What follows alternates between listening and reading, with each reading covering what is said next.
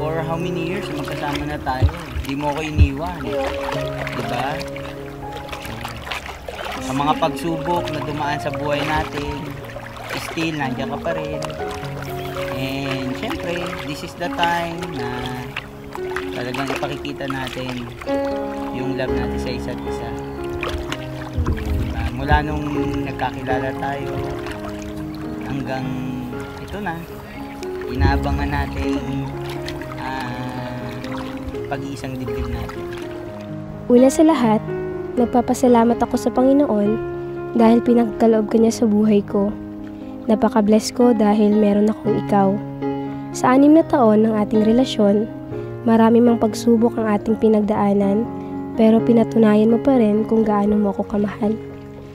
Han, salamat dahil andyan ka lagi sa tabi ko. Salamat sa lungkot at saya na ikaw ang kasama. Salamat dahil kinumpleto mo ang ibig sabihin ng totoong pagmamahal. Pangako, susuportahan ka sa lahat ng hilig mo at sasamahan ka sa mga client mo. Magsisilbi akong musika sa iyong mga tenga para maalis lahat ng pagod mo. Han, hanggat ako'y nabubuhay, mamahalin ka at aalagaan. Ikaw ang nag-iisang Mikey ng buhay ko. Palangga ko ikaw. Ngayon na nalalapit na ang ating pag-iisang dibdib, gusto kong pasalamatan ang Diyos sa biyaya na ipinagkaloob niya sa akin ng pag-ibig sa katayuan mo, na habang ako'y nabubuhay, ikaw yung makakasama ko.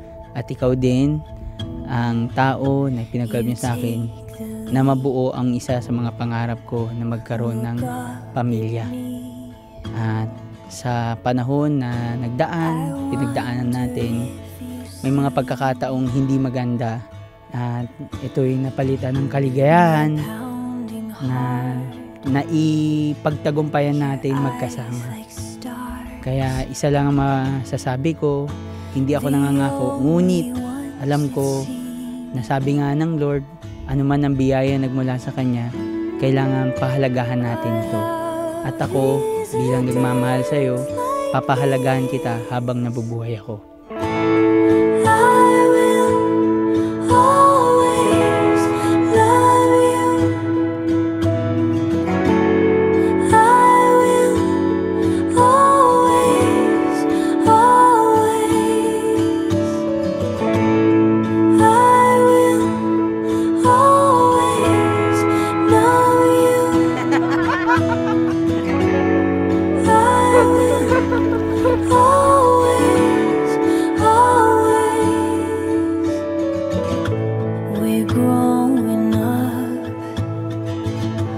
Am I enough? I wonder if we're breaking. I watch you climb through space and time.